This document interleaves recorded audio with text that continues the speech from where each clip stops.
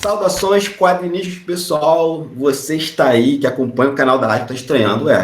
Cadê o Gustavo? Quem é esse rapaz? Eu sou Hamilton Cabuna, sou um aspiano, estou aqui com a missão de substituir o grande Gustavo Guts em apresentar hoje o Café com Aspas. E eu, como eu falei, sou um aspiano, eu sou o host do podcast Quadrinhos e Narrativas, e estamos aqui hoje para falar com a aspiana e queridíssima amiga Daniela Barros. Olá, pessoal. Maravilha. E me acompanhando nessa empreitada está ela, a imperatriz do meu coração, a imperatriz Leopoldina, a madrinha do torresmo, com uma carne lá que era muito boa, que eu esqueci o nome, Natânia. Oi, gente, tudo bem? Eu aqui de novo. Vai ser muito bom a gente poder conversar hoje com a Daniela. Eu acho que o papo vai ser super interessante. E com Cabuna comandando, então, nossa, cheio de surpresas, né, Cabuna? Pô, surpresa é meu nome do meio. É Cabuna, mas também vem surpresa. E lembrei, Rocambole de Torresmo, que é uma maravilha aqui. Tem que ser canonizado. Então, acho que é isso. Acho que a gente pode começar com essa questão, né? Eu já sei a resposta, mas acho que o público não. Mas vocês veem isso, essa separação positiva da arte, da ciência, negativa, ela tem problemas, ela tem... O que vocês têm a falar sobre isso? Primeiro, dizer o seguinte, que quando eu penso que a gente faz um olhar retrospectivo, que é comum, né, a gente vê assim, nossa, onde eu estou e como foi que eu cheguei aqui.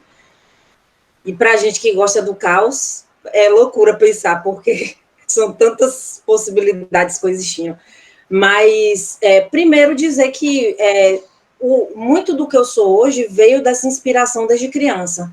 Então, a arte, ela está presente, tanto... e aí eu não vou nem entrar na discussão do que é arte, daquela discussão de arte, da arte, alta arte, ou da arte popular, ou da arte da cultura pop, nada disso. Eu digo da questão... Eu sou uma pessoa que, desde pequena, eu fui muito influenciada com séries que envolvia ficção científica, arte, medicina. Então, além da imaginação, CSI, House, as revistas também. Meu pai, em Salvador, ele tinha uma banca de revista no Porto da Barra, e era uma banca muito frequentada, era um point de Salvador. E eu aprendi a ler com as revistas em quadrinhos. E gostava também da revista Ciência Hoje, da National Geographic, eu gostava de ver a série Cosmos. A gente não tinha muito acesso, então foi eu tive contato melhor com a série Cosmos depois de mais velha. Pequena, eu não tinha muito acesso. Mas já estou falando assim de maneira geral. Tinha os jogos didáticos sobre ciência, tinha um jogo que você tentava fazer uma cirurgia num paciente que estava no jogo, e quando você tocava no lugar errado, ele tomava choque, sei lá, alguma coisa assim. Tinha também, eu gostava de gravar programas de rádio, eu pegava o gravador, que não era aquele gradiente, era um gravador normal, e botava fita e ficava fazendo vinhetas, inventava propagandas, fazia entrevista com meus primos. Era muito legal, a gente cantava, eu ficava cantando música de Michael Jackson, desde eu tenho uma fita de 4 anos de idade. Eu não sei onde ela está, mas tem aquela vozinha de criança, eu me lembro de ter ouvido ter feito a audição dessa fita há algum tempo. Então, sempre gostei. Quando eu gostava da TV, eu ficava indo atrás da televisão, tentando entrar no fundo da TV. Eu assistia o programa na TV e eu queria entrar pelo fundo da TV, achando que eu ia conseguir estar dentro da TV. E no caso da rádio, ou da história em quadrinhos, eu pegava a história em quadrinhos e ficava tentando meter o pé para entrar no cenário e estar dentro da história em quadrinhos. Então, eu sempre, literalmente, tentava entrar. Então, são elementos... Minha mãe, ela sempre me incentivou a criar, a desenhar, a me expressar de várias formas, e me levava muito a museus. Então, esse contato com a ciência e com a arte, ela sempre foi muito natural, entre aspas, né? Entre aspas, comigo. Porque nessa criação eu tive sou muito privilegiada de ter tido essa influência. Então, como isso já veio dessa forma, eu não via de uma forma separada. E quando eu fui estudar, que eu terminei o curso, aí eu nem vou ficar entrando muito em detalhe, porque é muita história, mas quando eu caí na biologia, eu me lembro que na época eu fiz o vestibular para comunicação e biologia. Eu estava totalmente, quer dizer, são áreas que são bem diferentes, embora existam pontos de contato, né? E eu falei, bom, como eu estou muito indecisa, o que vier, não tem essa coisa de uma primeira opção e outra. Eu me lembro que eu tinha uma tendência maior na época para comunicação, mas eu gostava das duas coisas. E eu passei na biologia e só depois que eu passei em comunicação. Então, eu comecei a cursar biologia. Aí, quando eu estava na metade do curso, eu tive uma crise existencial. Será que é isso que eu quero e tal? E eu queria comunicação. E as pessoas falavam para mim, mas não tem nada a ver, Daniela. E eu falava, tem. E aí eu me lembro que eu fiz vestibular, eu estava no 5º semestre de biologia, eu fiz vestibular para comunicação, e aí eu comecei a passei em comunicação na UNEB, depois eu passei na UESC. Quando eu estava no final do curso de biologia, eu botei na minha cabeça, eu vou fazer comunicação.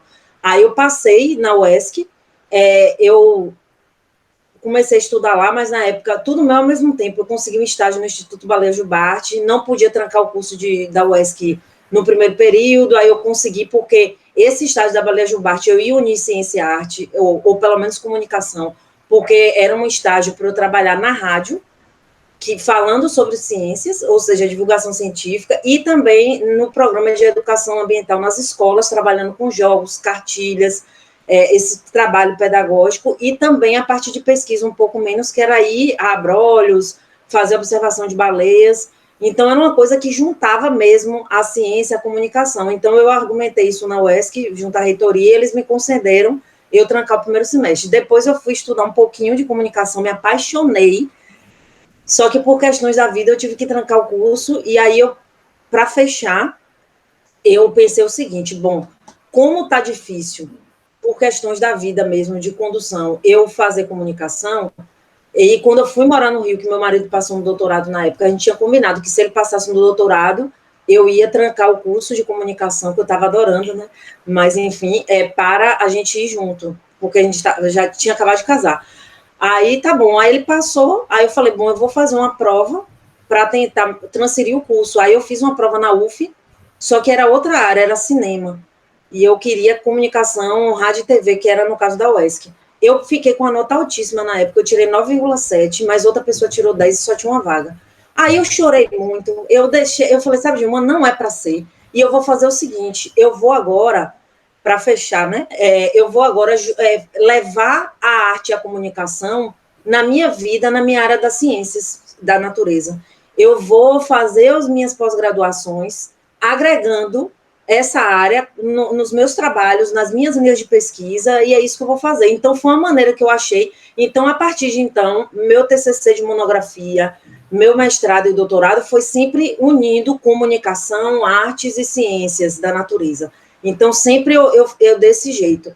E acho o seguinte, que por mais que a gente veja a ciência e a arte de uma maneira conectada, porque quando a gente vai ver os grandes... Leonardo da Vinci é um bom exemplo disso. Ele era um cara que, poxa, inventou, literato, escrevia aforismos, textos, inventou um monte de coisa que é útil até hoje, era das artes. Então, para muita gente lá atrás, isso era tudo junto. Com a hiperespecialização, como Cabuna falou, até uma necessidade de a gente ter que fazer umas divisões. Só que a vida não é o que o humano faz, né? A vida é caótica, ela reúne tudo ao mesmo tempo. Então, mesmo que a gente fale assim, poxa, não é legal, mas se a gente for parar para ver, muita gente vê mesmo de uma forma separada. Então, cabe cada um, de alguma maneira, ser tocado, ter uma experiência, para que perceba que realmente a ciência e a arte, elas são parte, assim como outras áreas de conhecimento, elas estão interligadas. E eu ouvi muito, na época que eu estava no mestrado, por exemplo, não tinha muito, era o começo de um discurso pela interdisciplinaridade.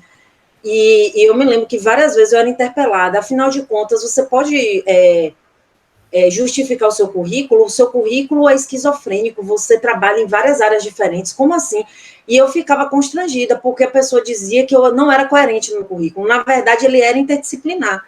E o que uniu o meu currículo era os meus interesses e essa questão que eu conseguia ver conexão em todas as áreas. Então, eu passo para a Natânia.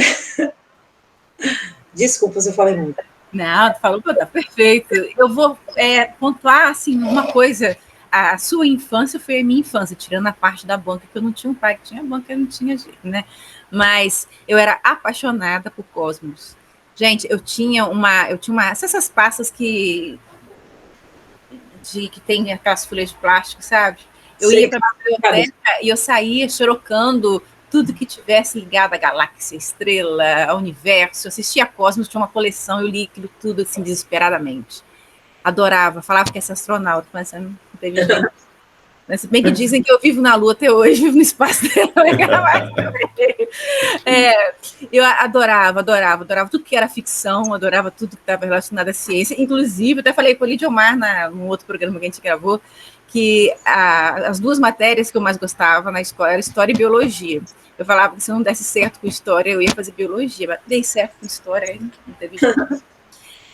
E eu acho, assim, que é muito legal a gente entender que essa questão da pesquisa, ela é uma coisa muito flexível dentro da tua área. Só que você está na história, na biologia, ou na comunicação, ou na arte, você não quer dizer que você não possa desenvolver pesquisa vinculando isso com outra disciplina, ou com outro campo de estudo. Você citou Leonardo da Vinci, que é uma pessoa mais que teve mais diálogo com tantas ciências quanto ele, né? Eu acho que o campo da pesquisa, ele por si só, por natureza, é multidisciplinar. Quando ele não é transdisciplinar, porque a ciência em si, se ela se isola, se os campos da ciência se isolam, a ciência não progride, o conhecimento não progride. Se você estuda biologia, mas não quer dizer que você não possa vincular biologia à comunicação, não quer dizer que você não possa vincular biologia e comunicação com a arte, não quer dizer que você possa transformar isso num projeto envolvendo fanzine, quadrinho. A pesquisa, o campo científico em si, ele precisa ser amplo e ele precisa ser pautado na diversidade. Eu acho que sem isso a ciência não avança. Então, um dos grandes, hoje, inimigos da ciência é o fato de muitas áreas quererem se isolar de outras, a falta de comunicação entre disciplinas. E mesmo se cria também estigmas dentro do campo científico. As disciplinas duras, as disciplinas que são mais... aquelas que têm potencial para receber maior financiamento, aquelas que não precisam ser tão financiadas, aquelas que o CAPES vai reservar 10 bolsas de estudo no exterior, aquelas que muito mal vão ganhar uma. Eu queria até falar uma coisa importantíssima que você está dizendo. Uma que eu fui descobrir que eu era das ciências duras quando eu entrei na comunicação. Um professor estava dando aula e falou, aquele pessoal das ciências duras, da biologia, não sei o que, ciências duras. Aí eu fui saber, aí eu fui pesquisar, aí eu vi que tinha tem artigos, trabalhos usando o termo e tal. Nossa, gente, eu estava na ciência dura não fala que estamos nas ciências duras. E outra coisa interessante que você falou em relação ao financiamento, a um tipo de hierarquia, a gente ver o drama que a gente vive hoje. Apesar da área da ciência da natureza e da biologia ser tão importante, da biomedicina, da medicina e tal, a sociologia, as áreas humanas são tão importantes que a fake news, o negacionismo, tudo isso requer estudos da área de humanas, da área de história, da área de antropologia, da área de outras áreas que, como você falou, muitas vezes não é contemplada, como, infelizmente, como digna de bolsas. A gente está sendo sucateado de maneira geral. Que adianta, eu estava até falando isso com meus alunos, eu fazer uma pesquisa de levantamento sobre o uso de máscaras, a adesão ao uso de máscara pela população, se eu não tiver um estudo qualitativo que envolva profissionais dessa área que você está falando, né, que muitas vezes não são valorizados, para se aprofundar nas causas do não uso da máscara. Porque a gente não avança só saber que 60% das pessoas não usam máscara. A gente tem que aprofundar, saber o motivo, quais são as lógicas que engendram, né? Por que essas pessoas não usam. Então, só para reforçar o que você falou. Inclusive, quando você tem projetos sérios, principalmente na área de saúde, eles normalmente envolvem profissionais que são fora da área de saúde, justamente para abarcar esses problemas, né? Porque você está lidando com pessoas e nem tudo a biologia vai explicar, nem tudo a medicina vai explicar. É necessário você recorrer à sociologia, à antropologia, à psicologia também, né? Vai entrar aí no meio. Né? Psicologia eu acho que tem na área de saúde também, né? Saúde mental, né? Sim. Sim. Tá. Mas então, você precisa desse diálogo constante entre as ciências para poder chegar até um resultado que seja um resultado confiável. Porque nada é certo, né? Nada é 100%. Nem mesmo a ciência é 100%, mas olha só, se nem mesmo a ciência é 100%, daí que a gente tem que valorizar mais ela ainda, porque o conhecimento, conhecer o nosso planeta, conhecer o nosso ecossistema, conhecer o ser humano é muito complicado. Outro dia eu estava comentando com uns alunos meus que a gente está chegando no ponto que o ser humano tem que aprender o que é humanidade. Porque fala que é humano, mas não tem ideia do que é ser humano, né? Do que é humanidade, do que é ser humanitário, né? Porque é muito mais do que pertencer à humanidade de uma forma geral, com aspectos de relacionamentos sociais, a questão da solidariedade, da empatia, tudo isso faz parte do que é ser humano. E as pessoas têm esquecido muito isso.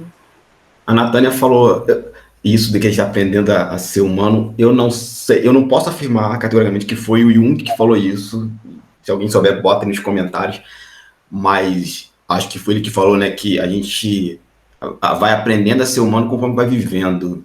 E isso é uma coisa que eu tenho muito para mim. Assim, acho que cada dia que passa, eu me esforço para ser um pouco mais humano do que eu fui no dia anterior. Lógico, com idas e vindas, né? Mas a gente está ali nessa luta. Vocês comentaram sobre essas influências do Sagan, das bancas de jornais, e duas coisas para falar, a gente passar para o próximo tópico, que é assim, o meu contato com a ciência e arte, ela vai acontecer com uma professora minha, Maria de Lourdes Stoffel. Ela foi minha professora da 5ª à 8ª série. Gente, eu tô falando assim dos anos 90, tá? Então, acho que mudou, né? Agora é primeiro ciclo, uma coisa assim. E eu já desenhava, eu já gostava de quadrinhos, de gibi e tal, mas eu não tinha ainda ligação com a ficção científica, né? Com essa coisa da ciência. Eu era um bom aluno, mas não fazia o link.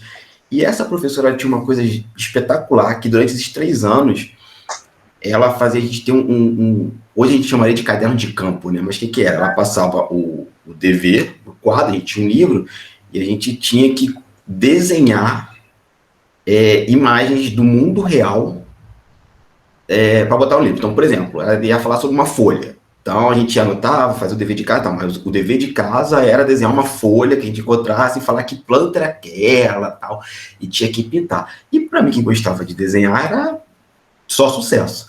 O link vem... Aí, por causa dessa professora, eu comecei a gostar de ciência mais ainda. O casamento veio quando ela estava... Eu acho que foi no ano 93 ou 94, mas eu lembro que foi no ano do lançamento do filme Jurassic Park, que a gente estava falando sobre placas tectônicas, depois ela estava falando sobre dinossauros, a extinção, a evolução, uma série de coisas. E a gente tinha que desenhar dinossauro. E veio o filme Jurassic Park. Aí pronto, né? Eu falei, eu quero fazer isso, não sei o quê. Casou de vez, aí isso é claro na minha cabeça, desse momento em diante, a arte e ciência vai ser uma coisa só. Eu não consigo separar. Eu falo para as pessoas que, quando eu dava aula, né, no Brasil, eu sempre falo, o cientista e o artista, né, essas pessoas dessa área, elas enxergam o mesmo universo, a diferença é como elas vão catalogar essa informação. Um vai ser de uma forma mais lúdica, o outro vai ser de uma forma mais funcional, mas no final das contas é o mesmo universo. E a Daniela falou de um problema que a gente tem na academia, né? Vocês dois falaram, mas eu me lembro que o meu currículo na graduação era esquizofrênico.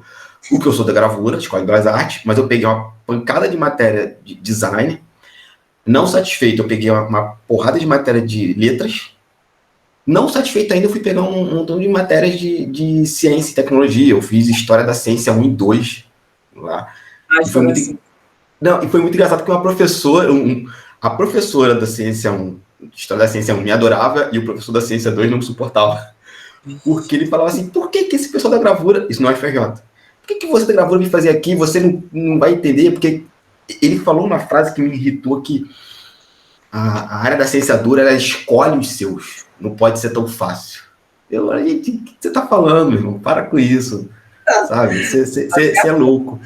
E esse meu currículo esquizofrênico, que no meu caso nunca me importou, né? Porque eu ouvi isso que você ouviu, Dani. Por que você não foca em uma coisa? Ou colegas meus, professores meus na EBA perguntar, mas por que você está fazendo isso? Porque eu quero, eu acho interessante. Eu gosto de ler ciência, eu gosto de ler física, eu gosto de ler química. Não significa que eu queira ser. Só que essa minha esquizofrenia, com muitas aspas aí, pessoal, no meu currículo, me levou a trabalhar na IFRJ desenvolvendo quadrinhos com fins pedagógicos, que é um projeto capitaneado pela professora Ana Paula. E, inclusive, depois eu fui fazer eu fui trabalhar com a professora Ana Paula, que é outra Ana Paula, né? São duas Ana Paula, no caso, que a Dani até conhece lá da Fiocruz, que ela falou sobre obsolescência programada.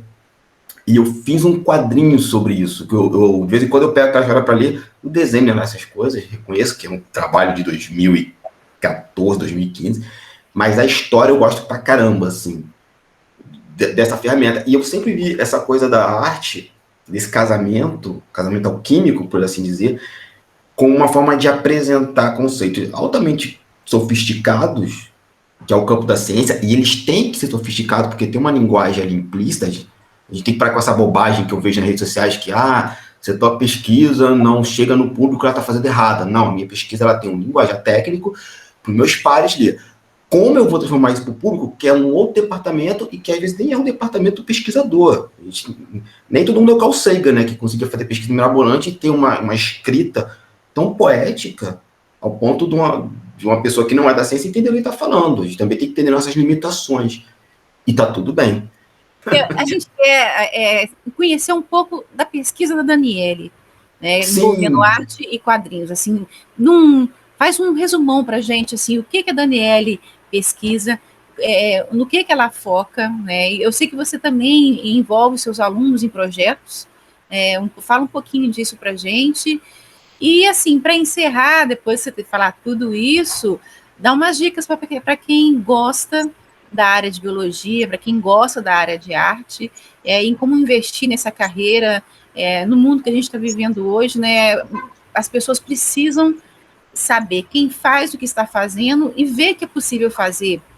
Eu como professora, eu dou aula para ensino médio, dou aula para o último ano do ensino médio, eu vejo muitas vezes os alunos focados basicamente em duas profissões, em dois campos, como se os outros não existissem. E muitos alunos talentosos poderiam estar desenvolvendo pesquisa em várias áreas, eles não fazem isso, muitas vezes, porque eles não sabem. Eu vou dar um exemplo bobo. Eu recebi uma mensagem pelo Instagram, inclusive, de uma moça formada em História, porque eu sou historiadora, uma moça formada em História, que ela havia descoberto que podia usar histórias em quadrinhos como fonte para pesquisa histórica e querendo que eu desse umas orientações para ela. Quer dizer, ela dentro da academia, dentro da formação, ela nunca tinha tido contato com esse tipo de fonte e ela estava descobrindo isso agora. Então, imagina uma pessoa que já passou pela universidade e que ainda está descobrindo o que vai pesquisar. Imagina aqueles meninos que estão saindo da educação básica e que não tem um campo maior, uma visão maior do que é ciência, do que é pesquisa, né? Então, fala para a gente um pouquinho do seu trabalho, o que você tem feito, como você trabalha com a questão da arte e a biologia, e no finalzinho, deixa uma dica para essa molecada que, de repente, pode ter um talento que nem conhece e que pode estar contribuindo para a produção de um conhecimento muito representativo e relevante nos próximos anos. Dani, antes de você começar, só um instantinho, acho que também a Natânia tem que dar uma dica no final, só isso. Tá, então eu vou falar assim um pouquinho rápido do começo, porque pode inspirar alguém. Como a Natânia falou, eu não vou falar nem só com a molecada, eu vou falar com a galera mais velha também, porque como a Natânia disse, ela recebe e-mails, eu também recebo e fico empolgadíssima quando eu recebo e-mails de professores, professoras, gente que está na pesquisa e fala, eu posso trabalhar com quadrinhos, com ciências e tal, e aí me pede, eu já tenho um Word com um monte de referências que eu já indico para as pessoas, já pronto, e só vou atualizando. Eu tenho um Google Drive, um link, e aí eu vou botando lá.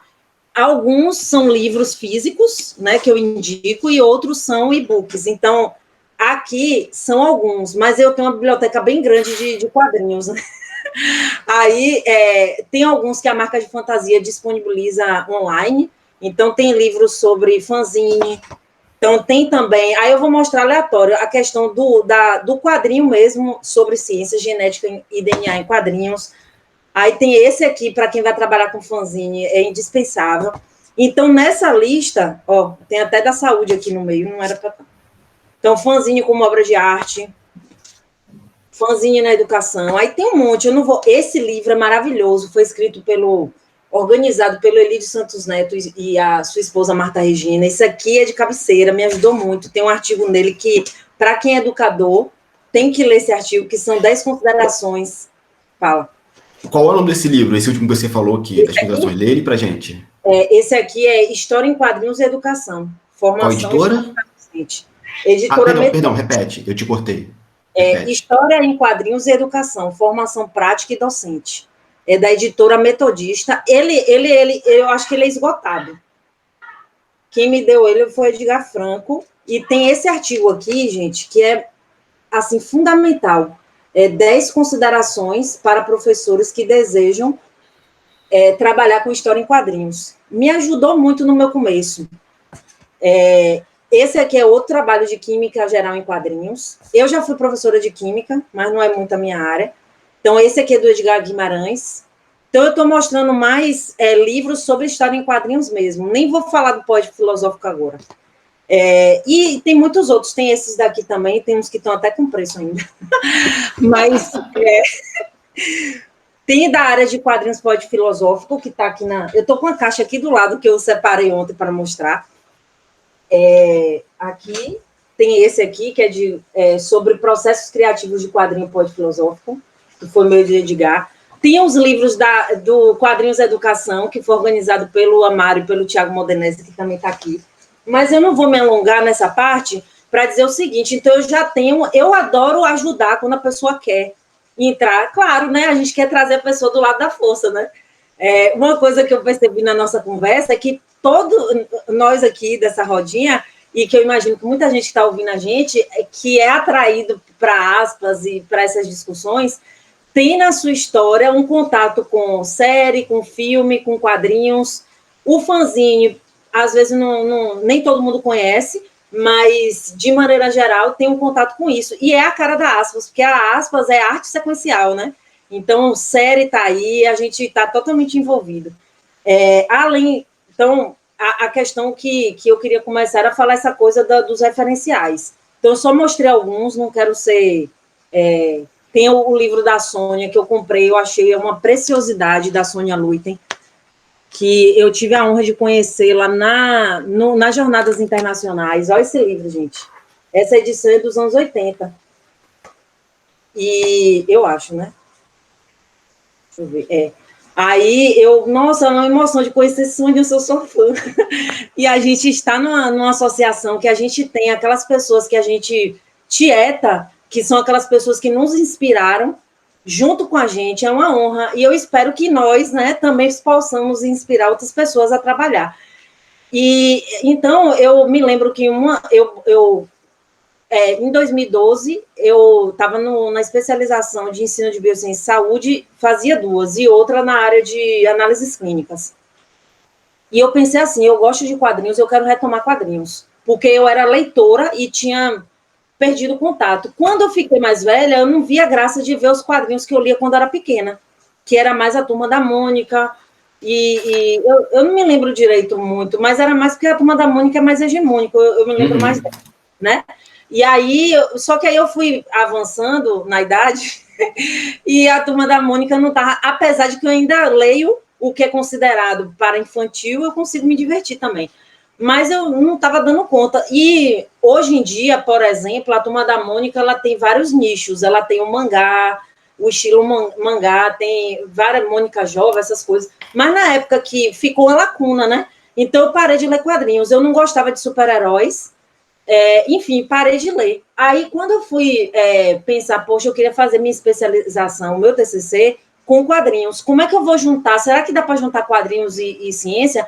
Eu não sabia nada, então veio isso na minha mente. Eu fui fazer uma revisão de literatura e vi que tinha uma galera trabalhando com isso. Só que eu queria uma perspectiva autoral. Aí eu botei, na época eu usava um negócio no Google que era marcadores de aviso. Aí eu fiz um marcador avisando Congresso Quadrinhos, para que eu tivesse um aviso do Google quando surgisse alguma notícia sobre isso. Aí veio uma notícia de um congresso que aconteceu no Recife, não foi, Natânia? Aquele congresso que a Amaro organizou, que foi quando eu conheci vocês. Foi. Inclusive, a gente pode falar até que aquilo ali foi muito importante para a gente poder até montar aspas, porque foi depois daquele encontro com o Amaro. Lá também a gente encontrou o Yuri, o Elídio, Edgar, Gazi. Depois daquilo, a gente veio para Leopoldina fazer o primeiro Fórum Nacional de Pesquisadores de Arte Sequencial aqui, e dali vai nascer aspas, mas na verdade, se a gente for pensar bem, o grupo que vai formar aspas vai justamente se encontrar naquele encontro por conta do Amaro. O Amaro é o cara que vai fomentar isso. Nossa, eu amei aquele encontro, quer dizer, foi dentro de um evento de cosplay, de anime, sei lá. Eu não conhecia nada daquilo, eu fiquei, assim, encantada de sair da apresentação acadêmica e cair naquele mundo. Eu achei maravilhoso, assim, aquele evento. E ali foi o meu contato com vocês, né? E eu fiquei encantada, eu vi uma apresentação, o que mais me chamou a atenção, eu fiz a minha apresentação, depois eu vi a apresentação do Edgar, do Gazi e do Elídio. E nossa, eles trabalham com quadrinho em educação, claro que não eram só eles, né, mas foi as apresentações que eu vi, e a do Edgar, porque ele mostrava a criação dele. Aí eu pensei, bom, ele que cria. Aí eu fui pensar na questão autoral, que até então eu não tinha pensado. Eu pensei de trabalhar com HQ com meu aluno, de eu pegar uma HQ pronta e trabalhar sobre ciências. Quando eu vi a apresentação do Edgar, que eu fui conversar com ele sobre a questão da autoralidade e do quadrinho pode filosófico, aí eu falei, eu também posso ser criadora?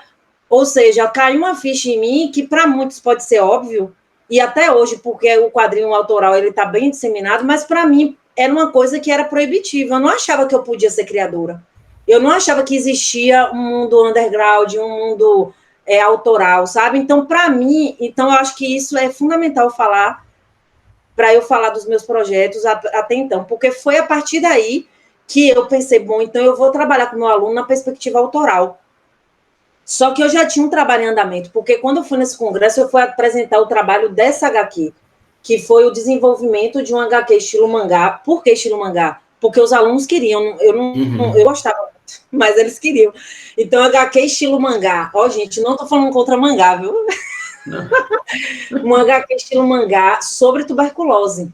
Então, o nome da HQ é Pedro e sua turma, superando a tuberculose. Eu botei o Pedro porque é o nome do meu filho, para dizer o seguinte, que a tuberculose, ela pode cometer qualquer pessoa, e para não ficar aquela coisa da distância, inclusive nós, uma pessoa que a gente ama, então eu botei o nome do meu filho para representar, para estar presente na HQ, para dizer que ela está presente e que ela não escolhe classe social, que ela não escolhe, como qualquer vírus, bactéria, né? Ele não escolhe, embora, nem vou entrar na questão da pandemia agora, que a gente não está numa tempestade, todo mundo igual, né, gente? Porque tem gente que está no iate e tem gente que está sem nenhuma boia. Uhum. Então, apesar de ser uma questão biológica, sim, que pode acometer qualquer um, sim, as condições sociais e financeiras, econômicas, ela vai, sim, interferir. Mas, biologicamente falando, sim, ela acomete, sim, a qualquer pessoa. Mas, voltando, então, eu fiz essa HQ de forma coletiva com os alunos. Então, eles me ajudaram a construir o roteiro e eles avaliaram a HQ. E eles também desenharam o esboço da capa, só que não foi totalmente autoral. E eu me lembro que, na época que eu fiz a apresentação, eu chamei uma pessoa que eu estimo muito, que é o Dilcênio Rangel, que ele, olha, você deve conhecer, Cabuna, que ele é da UFRJ. Do FRJ. Ele e o Leopoldo Gimes, que é outro cientista maravilhoso, eles trabalham com a parte de artes plásticas, de quadrinhos e ciência. E aí, foi numa aula do Leopoldo Gimes que ele fez uma dinâmica que eu me vi empolgada para fazer esse trabalho aqui, isso aqui foi depois uma grande jornada depois da aula dele. E eu me lembro que quando eu terminei o TCC desse trabalho, eu mandei para ele, pedi para ele ser da minha banca, ele não podia. Aí ele falou só assim para mim, porque além da HQ eu fiz um folder, como criar suas histórias em quadrinhos. Eu achei que o ponto forte do meu trabalho fosse a HQ. E ele falou para mim que o ponto forte do meu trabalho era o folder, como fazer quadrinhos. E ele não entrou muito nisso, e ele falou, isso ficou na minha mente, poxa, uma HQ dessa, e ele falou que o mais importante é um folder, que eu achei meio relento, né? Enfim, aí depois, anos depois, eu fui entender o que ele... Eu acho que eu entendi o seguinte, que mais importante do que dar uma HQ pronta para o meu aluno, que é um tipo de metodologia a trabalhar, e que eu não estou falando mal, é uma possibilidade sim, mas mais importante que isso seria eu dar o folder para que o próprio aluno fizesse a HQ dele sobre ciências. E aí me deu esse insight. Então, a partir daí, eu comecei a pensar em oficinas, e agora eu já estou falando o que a Natânia perguntou. Outra coisa que foi um marco para mim foi que quando eu fui participar de uma caravana da Fiocruz, que a gente foi para o Acre, a gente ficou 15 dias trabalhando com a população lá, imersa. Eu trabalhei com quadrinho, e eu fiz uma oficina de quadrinho, gente, com muita criança. E assim, era um calor de 50 graus, meu notebook desligou. Assim, foi, sabe, raiz mesmo. E eu me lembro que na oficina, na época, eu não tinha retomado o desenho. E aí uma criança chegou para mim e eu falava assim, gente, vamos fazer a dinâmica tal de desenho, né? Tinha dinâmica de desenho, dinâmica de roteiro para criar o quadrinho. Aí, numa dessas, a criança, bora desenhar. A criança, professora, eu não quero desenhar, eu desenho feio, não. Vamos desenhar, animando ela. Ela falou, e a senhora desenha? Aí eu falei, não, eu desenhava há muitos anos, mas eu não estou desenhando, não. Ela, e como é que a senhora está falando para a gente desenhar, se nem você desenha? Aí aquilo bateu, poxa, o que adianta eu citar Paulo Freire se eu não penso a minha prática? Se eu não tento ser coerente com a minha prática? Não é que todo professor que vai propor uma oficina, ele tenha que desenhar e ser né?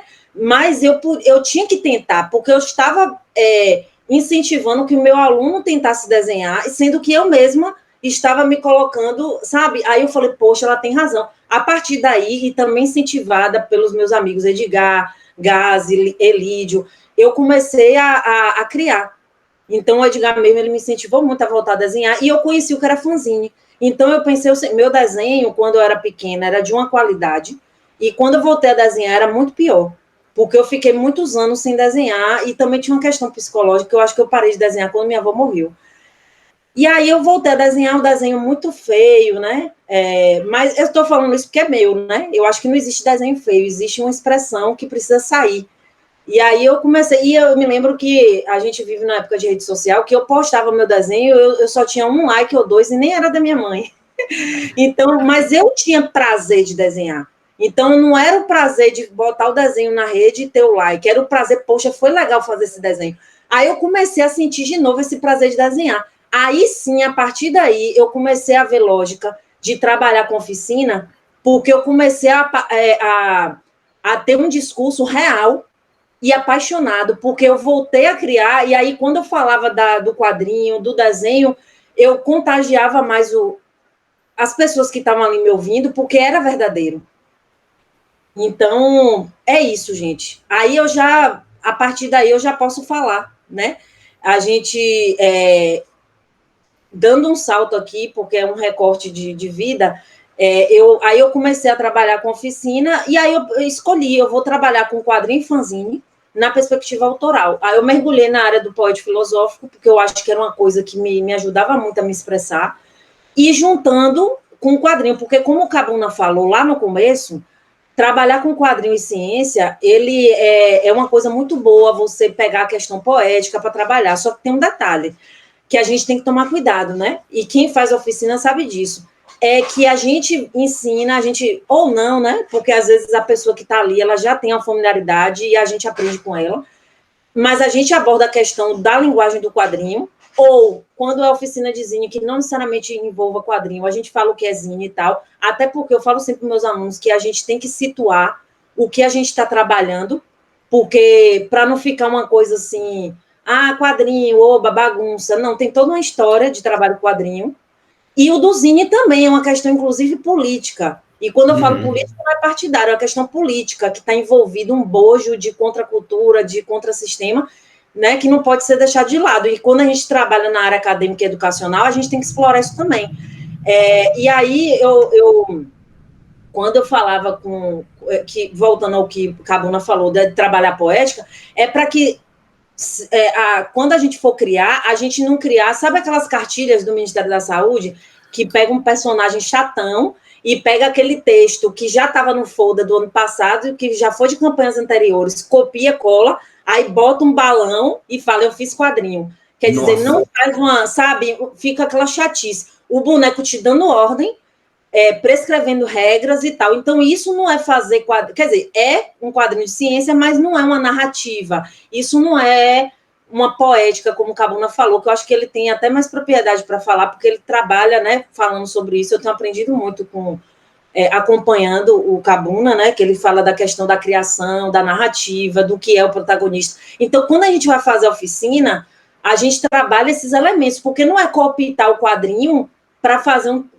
uma cartilha chata. É para que o aluno entenda o que é o quadrinho, para que ele crie histórias, que ele crie universos, que ele crie personagens, para que ele crie uma história em que, ao longo da história, apareçam os elementos da ciência, da história da ciência, do assunto que a gente está tratando, e não aquela coisa chatão. Não é oficina de criar cartilha prescritiva chata, sim, né? Que fica parecendo bula de remédio, não é? É uma bula de remédio ilustrada. Tipo, faça isso, né? Pegando para mim a responsabilidade, vira um quadrinho ruim, né, gente? Quando eu entrei para a IFRJ, que o pessoal tava a ideia, eu falei, ok, vocês têm a ideia. E nisso, as duas Ana Paulas são uns amores, assim, que elas entenderam que elas entendem muito da área delas, mas não entendem nada de contar história. Então, como é que a gente trabalhava com as turmas, né, como era uma faculdade, era a turma de bacharel em Química e licenciatura em Química. Inclusive, a Lívia, uma grande amiga minha, assim, a gente era aluna, hoje é professora, tal, nós ficamos grandes amigos. E como é que a gente trabalhava? Elas davam a ideia, a gente tem que falar sobre ligação iônica. Eu nem me lembro mais. Vou pegar a Ana Paula. A gente tem que trabalhar com... Se falar errado, Oi? Se falar errado, eu tô aqui. Sim. Temos que trabalhar com obsolescência programada. Eu falei, ok, qual a história vai ser contada? Aí nós pegamos uma história que a Paula, quando estava no doutorado, mandou várias pesquisas, que era o número de pessoas que tinham problemas de pulmão porque trabalhavam com... pegavam o material, o plástico, queimava para tirar o cobre, o ouro, e respirava aquela coisa tóxica. Sim. Falei, pronto, a história está aqui. O filho, né? Uma família está com problema porque a mãe, a matriarca, respira essa coisa tóxica. Por que ela respira? Aí foi a história, o conflito, tudo isso. E quando ela aplicava a história, era muito engraçado, ela me contando, e era só um esboço ainda, que as pessoas queriam a continuação da história. Eu falei, não, gente, mas a história termina aqui. Ela até explicava, a história termina aqui, porque aí mostrando, não, o que vai acontecer com essa família e tal. E eu ficava muito feliz porque é isso, as pessoas se viram na história, se viram nos personagens e queriam saber o que ia acontecer com elas. Não virou aquela coisa que a Natânia falou, bula de remédio com um balãozinho, o personagem falando. Que isso é uma coisa que a gente, e novamente, vem muito daquela coisa da arte, que a arte tem dois momentos, né? Ou todo mundo é gênio, ou qualquer um faz. Sim. Sabe? Aí, assim, eu ouvi isso. Eu vi isso, não vou falar na instituição, né, para não queimar ninguém, mas o cara falou assim, eu sou doutor, logo eu sei fazer quadrinhos. Brother, você é doutor em física. Não. Eu li quadrinho quando era criança. Você é doutor em física. O fato de você ler quadrinho não significa que você sabe fazer quadrinho. Não, mas porque o doutorado... Eu falei, ok, já que é currículo, eu sou especializado em quadrinhos. Quem sabe mais de quadrinhos aqui nessa mesa? Eu ou você? Vamos discutir agora. Vamos lá. Vamos falar sobre sarjeta, narrativa, vamos falar sobre concepção de personagem, design de página. Vamos lá. Me manda aí. Porque assim, a gente tem muito isso também, né? A galera da ciência dura. Eu sou doutor em física, eu sei tudo do mundo. Não, você sabe muito não, você sabe um pedaço, uma fração do seu mundo. Não é escalonável, não é transportável, não, conhecimento em física ou química ou história, filosofia, que for para outra área, não é fácil assim. E nisso a Paula foi bem, as duas Paulas, né, foram bem carinhosas, a gente entende a história. Olha, a gente tinha nossos atritos, porque elas que o caminho tinha que ir para o outro, às vezes ela tinha que me segurar, eu tinha que segurar elas, mas no final das contas as histórias estão aí. Inclusive vão ser traduzidas agora para o inglês, né? A gente está trabalhando sobre isso agora. Agora eu falei muito assim, Natânia. Então... Não falou não. Eu só ia aproveitar uma coisa que o Cabuna falou, que no caso das oficinas, isso é um pouco mais crítico. Porque, por exemplo, quando a gente faz oficina, qual o público que eu encontro geralmente? E aí, gente, eu já perdi as contas de quantas oficinas ao longo desses anos a gente desenvolveu. Que é um público com baixa autoestima, no sentido de, porque se você, é uma fala do Ilho Lagana, eu não sei se é Ilho Lagana ou Laganá, né, que é nosso colega, que ele é da biologia também, trabalha com a Gibio, que é Gibiozine, que é de biologia. Ele é uma inspiração para mim, né, história em quadrinhos, feitas no curso de biologia da Universidade Federal de São Carlos. O Ilho, uma vez falando numa palestra, ele falou o seguinte, que se você chega numa sala de crianças e pergunta, alguém aqui sabe desenhar? Todo mundo, eu. Agora, à medida que os anos vão passando, você chega numa sala de adolescente, alguém sabe desenhar? E todo mundo, só um ou dois que levanta. Na verdade, saber desenhar, todo mundo sabe. Sim. Só que a técnica, a questão da estética e outros aspectos é que realmente nem todo mundo tem. Agora, você tem que, vamos dizer que seu desenho é um bonequinho de palitinho. Você sabe desenhar. Se você for pegar rigor o que é desenhar, você sabe. Só que a pessoa ela já tem um processo, que aí entra a questão humana que a gente falou no começo da nossa conversa, né? A gente vive uma época de hipercompetição, de comparação, de depreciação ao outro, que quando você pergunta para a pessoa se ela sabe desenhar, ela já tem uma autoestima tão baixa que ela já diz que não. Que muitas vezes, de fato, a pessoa não tem um desenho muito desenvolvido, mas ela sabe desenhar. E se você quer pegar por exemplo, trabalhar com tiras, e você quer falar uma ideia, você consegue com um desenho simples. A gente tem um monte de cartunistas, homens e mulheres, que tem um desenho simples, mas que tem uma profundidade e um impacto social muito grande. Laerte mesmo, o traço é simples e é muito contundente. Tem o André Dama, vai ter um monte de gente, Bichinhos de Jardim, vários artistas também que tem. Ontem mesmo eu participei de uma aula final de um professor sobre tiras, que foi o Diego Marinho, que ele trabalhou isso, ele trouxe um monte de exemplo de traço simples, mas que o roteiro maravilhoso, e que o traço, por ser simples, porque aí entra a coisa do que a gente quer, né, passar com aquela ideia. Aí, para chegar onde eu quero, quando a gente vai trabalhar na oficina, a gente tem aquela coisa que é uma tendência que o Cabuna comentou, que tem uma galera que acha que pode fazer qualquer coisa, e aí entra a questão da petulância.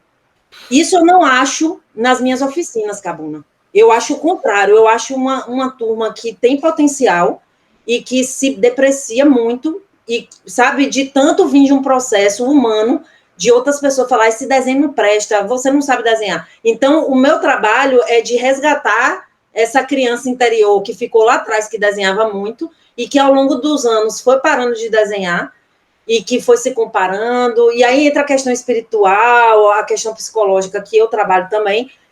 Não, eu não estou dizendo que eu trabalho como nessa área, não é. Eu estou dizendo a da dimensão humana e afetiva que a gente tem nas oficinas, que aí é de trazer essa pessoa de volta, e de querer, tem até um poema do Fernando Pessoa, que eu falo em algumas oficinas minhas no final, que é um poema que ele fala que a criança que eu deixei lá atrás, sentada na calçada, eu voltei para te buscar.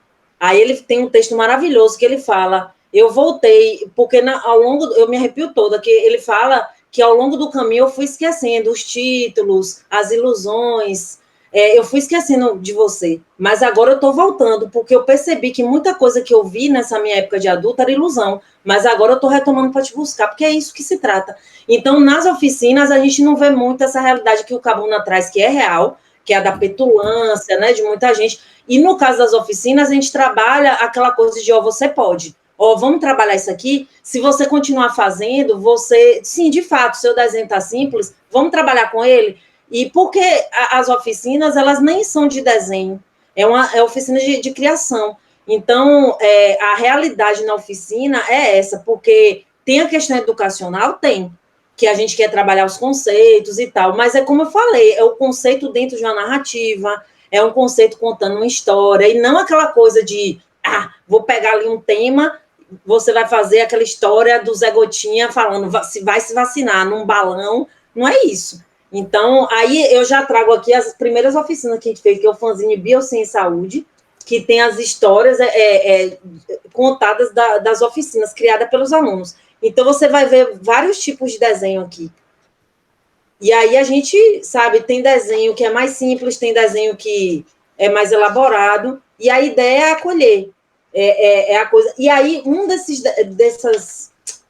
esse trabalho sobre jaleco virou um projeto. Então, a turma que fez a HQ sobre jaleco desdobrou num projeto chamado Biossegurança em História em Quadrinhos, que a gente está fazendo fanzine de quadrinhos sobre o uso de jaleco, o uso adequado de jaleco. Cadê? Está faltando página aqui. Mas tem outro exemplar aqui. Mas é nesse formato de desenho. Que o aluno gosta de Hora da Aventura, ele fez o desenho lembrando a Hora da Aventura. Bom gosto. Eu também adoro. Bem poético, né? E aí, então, é para discutir a questão do uso do jaleco, da biossegurança. Então, a gente tem esse número, a gente tem um roteiro de mais 3 histórias que falta quadrinizar. Então, o roteiro é criado pelos alunos, a quadrinização, tudo eles fazem. Mas aí é um projeto mais avançado, que é um pequeno grupo que saiu de uma oficina. Então, quer dizer, a gente faz as oficinas e as pessoas vão criando isso vai se desdobrando, são sementes. Então, já falando o que a Natânia perguntou, o meu projeto é juntando o meu amor por jogos didáticos, por zine, por quadrinho, e a questão do experimento na área da ciência, da natureza e também da botânica, eu criei um projeto chamado CIARTE, que é Ciência, Arte e Ensino. E aí, ele é um projeto guarda-chuva. É um projeto que eu trabalho, por exemplo, com a linha de perfil epidemiológico de Covid em Teixeira. Então, tem essa parte de epidemiologia. Tem a parte da Divulcovid, que é pegar, que é aquilo que Cabuna falou. O projeto de pesquisa epidemiológica, eu publico os resultados em forma de artigo. Mas esse resultado não comunica com o público da cidade de Teixeira de Freitas, é uma comunicação entre pares. Então, eu senti uma necessidade de pegar os gráficos e falar de uma maneira mais objetiva e acessível com a população da cidade. Então, a gente criou um projeto de divulgação científica para falar de uma maneira, galera, gente, está acontecendo isso. Não é estereotipar e ficar botando gíria em vão. É falar, olha, está acontecendo isso. Você sabe o que é isso? Você sabe o que são as vacinas, a diferença entre elas? Quais são as dúvidas que vocês têm? Bota aqui embaixo. E aí a gente vai comunicando com as pessoas. Tem a questão da linha de pesquisa de quadrinho e fanzine no ensino, que aí tem essas oficinas. E, como eu falei, eu trabalho nessa perspectiva autoral. Agora a gente colocou os HQforismos, que tem mais uma comunicação com a área da charge do cartoon, porque não tem embora nas oficinas tenha surgido o HQforismo com sequência, mas isso aí é uma conversa para outra parte. Tem a parte e nessa área a gente também trabalha com memes, que aí os alunos que criam memes com humor, aí tem o trabalho da Roberta Seixas e da Denise Margonares, que são as pianas, que aí a gente também já faz, eu uso elas como referencial teórico quando eu abordo nas oficinas. Tem a parte de jogos didáticos, que é a Jogoteca UFSB, que na mesma perspectiva autoral, não sou eu que crio jogos para os alunos jogarem, eles criam jogos. Então, se eu estou com a disciplina sobre etnobotânica ou história da ciência, o que a gente faz? Eu uso uma metodologia que é chamada Arco de Magueirês. A partir de um problema da área que o aluno identifica, ele vai seguindo as etapas da metodologia até criar o jogo, que seria um produto educacional.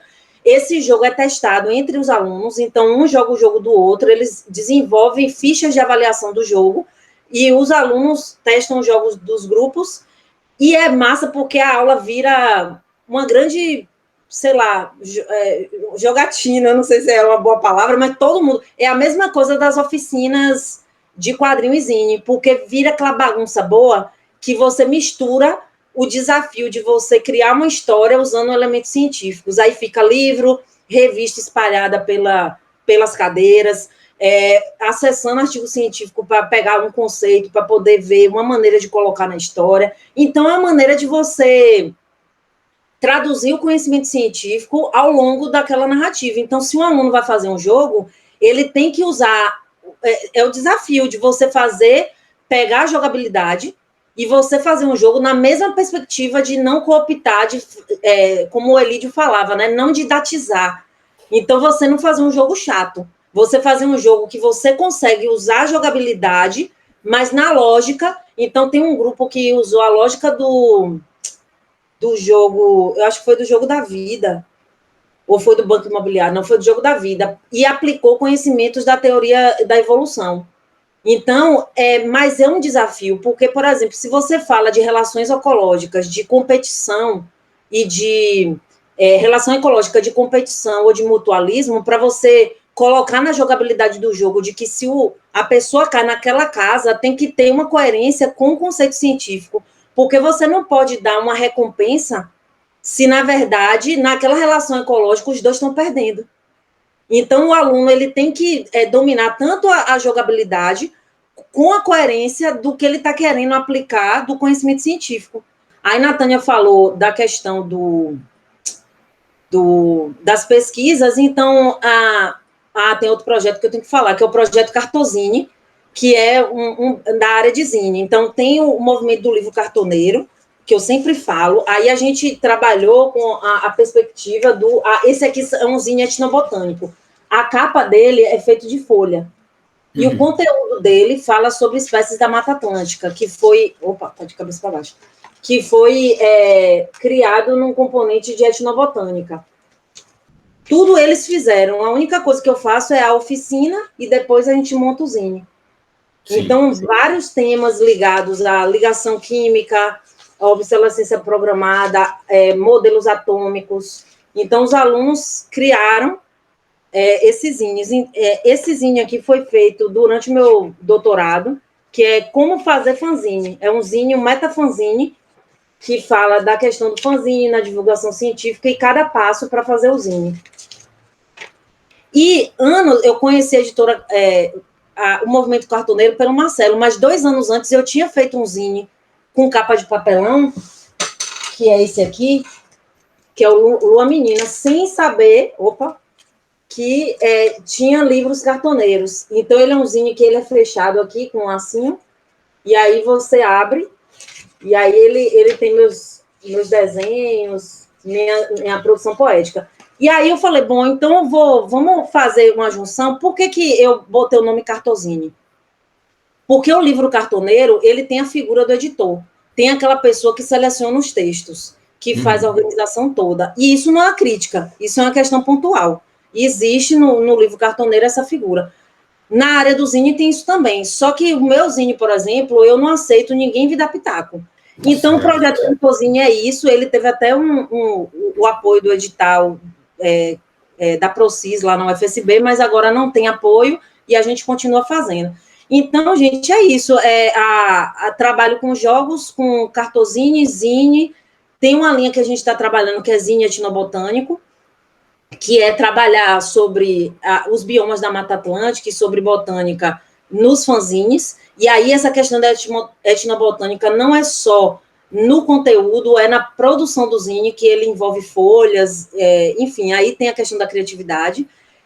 A gente trabalha também com a parte de botânica, que é uma linha que eu vou desenvolver, que é o trabalhar com resina, que eu já trabalho, né? E a botânica, que é para fazer modelos didáticos e outras coisas que a criatividade mandar, quadros botânicos. A gente trabalha com produção de modelos didáticos usando biscuit, com os temas, né, mais diversos na área da ciência. Deixa eu ver se eu estou esquecendo alguma coisa. Mas é mais essas linhas que eu estou trabalhando. E a parte da pesquisa é mais ampla, porque ela debruça tanto com a sistematização dos resultados desses trabalhos que eu acabei de dizer, como outras áreas de pesquisa, como a Natânia falou, né? A gente gosta de um monte de áreas, além da que a gente da biologia. Então, tem áreas da história que eu gosto, da história da ciência. E aí eu vou trabalhando, tem trabalhos paralelos, Meu mestrado, por exemplo, foi na área de informação e comunicação em saúde. Eu trabalhei com rádio, com web rádio. Eu fiz um estudo de caso de um web rádio num contexto da saúde mental, que era dentro do hospital onde Início da Silveira trabalhou, quando eu estava no Rio. E eu fui oficineira desse lugar. Eu era aluna da oficina de rádio. Então, assim, são várias áreas diferentes que eu trabalho com materiais educativos, e é isso, eu queria mostrar um pouco, eu sei que muita gente ficou de fora, eu estou cheia de zinho aqui separado, mas a gente tem a limitação do tempo, e vamos seguindo. Natânia? Acabou, né?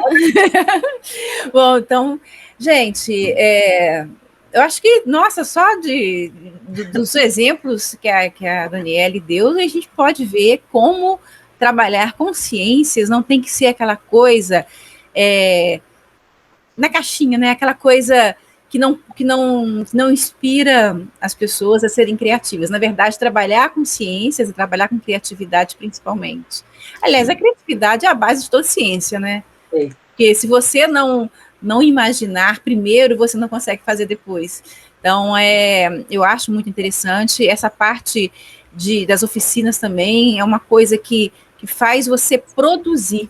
Eu acho que a pesquisa, ela precisa de produtos. Você não tem que ter só métodos, tem que ter também produtos e resultados daquilo que você faz. Esses fanzines, esses trabalhos resultados de oficina, são trabalhos que são de pesquisa também, são de produção de conhecimento. E você vai falar, só quem produz conhecimento é doutor, né, Cabuna? Não necessariamente. Não, e outra coisa, Natânia, o processo criativo é um processo educativo.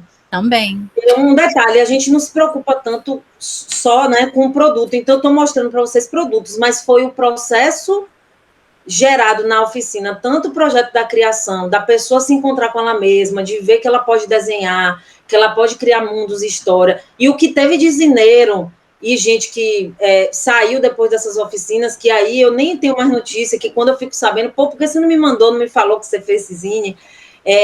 Que aí a gente já perde o controle, que é uma maneira boa de perder o controle, que você solta sementes, então a dica que eu dou, que é uma coisa até que a Natânia falou, se você quiser trabalhar com fanzine e quadrinho, o que for, você, como todo trabalho de pesquisa, você tem que fazer uma busca de quem está trabalhando na área, no sentido não de pessoa, né, literalmente, mas o que tem de trabalho publicado sobre isso. Nos nossos canais, vocês veem também uma galera que está trabalhando, e aí vai se juntando com esses grupos, buscando. Então, eu falo direto, tem muita gente que me procura. Dani, eu quero trabalhar com quadrinho na minha prática, ou com zine. Então, a dica que eu dou é assim: primeiro, que me lembra também esse livro que eu mostrei do Elídio, né? É assim, você tem familiaridade naquilo que você quer trabalhar? Então, não adianta você querer trabalhar com quadrinho se você não lê quadrinho e se você não tem familiaridade com a linguagem. Então, isso é uma coisa. Senão, você vai fazer talvez um trabalho até estereotipado ou bem superficial. Então, primeiro é bom você gosta de série, então você conhece, você vai trabalhar com filme, você assiste filme, então, para não ficar aquela coisa lá no começo da minha trajetória, né? De querer que o aluno crie, sendo que eu não criava. Então, primeiro, tem uma familiaridade, não necessariamente você saber desenhar, mas uma familiaridade de conhecer o quadrinho ou o que é zine. Pronto. A partir daí, eu falava isso muito com a Ana Paula. Ana, faça uma oficina como aluna, porque eu fui aluna, a minha primeira oficina foi na oficina de zine da Aspas com Gaze. Então, foi a partir dali, nossa, eu estou muito aspiana, né? Estou muito dogmática. Praticamente nossa garota propaganda, entendeu? Eu estou com a carteirinha, mas assim, é para dizer o seguinte, que eu fui aluna de uma oficina, eu me encantei, e a partir dali eu fui embora buscar. Então, você que quer trabalhar com isso, faça uma oficina, seja aluno, participe de alguma coisa nesse sentido, e aí você, passando pelo processo como aluno, você vai criar a sua. Porque eu falo nas minhas oficinas, gente, eu não quero que você fique fazendo um monte de oficina comigo, não. Eu acho que com oficina comigo você já pode dar as suas. Seja professor das suas oficinas. Eu não quero ser necessária nesse ponto. Claro que eu vou estar sempre aqui, né? Para dar dicas. Então, faça as suas formações. Tem um monte de oficina gratuita, boa. A dica que eu dou é essa. Aí, a partir dessa oficina, e de ler artigos na área, né, livros, né, você comprar, e tem muito material gratuitamente sendo disponibilizado. Como eu falei na editora Marca de Fantasia, tem muitos e-books para download gratuito na área de educação, de quadrinho e fanzine, por exemplo. E aí você vai se ambientar dos pressupostos teóricos metodológicos e fazer o seu projeto, suas práticas na área. Então, não tem, e como vocês todos falaram, e eu também, não tem aquela coisa distante. Não, você pode fazer, se você quiser, você pode. Então, mas para isso, você tem que dar essa mergulhada, que é como o Cabuna falou, não ficar nem na petulância, né, de achar que qualquer um pode fazer e tal, porque é um trabalho sério, requer planejamento, requer um conhecimento, sim, da área, mas, ao mesmo tempo, você não ficar, não é para mim, eu não consigo fazer, não. Se você se dedicar e se debruçar, né, você consegue trabalhar com isso. Exatamente. Natânia, dicas? Não, eu vou só agradecer a Daniele pelo tempo que ela disponibilizou para a gente, agradecer o Cabuna, que está aqui hoje como nosso apresentador mor, né? Nosso Gustavo II. Pô, bom nome para título, né? Gustavo II. Gustavo II. E nós estaremos no podcast. Pois é, vai ser esse programa também, vai ter a versão podcast, né? Que Cabuna vai disponibilizar no canal dele. Todas as dicas que foram dadas aqui, a gente vai tentar colocar tudo nas descrições. Queremos que vocês comentem, perguntem, compartilhem experiências também. E o recado é o seguinte, gente, olha, pesquisa, ela pode ser realizada em qualquer área, utilizando os mais diversos materiais e fontes. E não apenas a gente tem que pensar na pesquisa como pesquisa, mas a pesquisa também é um processo educativo. Bom, gente, acho que foi um papo muito, muito bacana. Eu gostaria de repetir isso em algum momento. No mais, é isso. Agradecer a todo mundo que está aqui vendo esse vídeo, agradecer a Natânia, agradecer a Daniele. Passem esse vídeo para frente, passem esse podcast para frente. Agradecer muito pela oportunidade de estar aqui substituindo o Gustavo, né? O Gustavo II. Vou botar no meu lápis agora esse título. E é isso, gente. Nos vemos no próximo Café com Aspas. Nos vemos no próximo Quadrinhos e Narrativas. E continuem aí contando boas histórias. Abraço. Lembrando que eu estou na Bahia, Natânia em Minas Gerais. E eu em Portugal. Então, unidos pelo mesmo propósito. Exato. Abração, gente. Até. Obrigada. Tchau.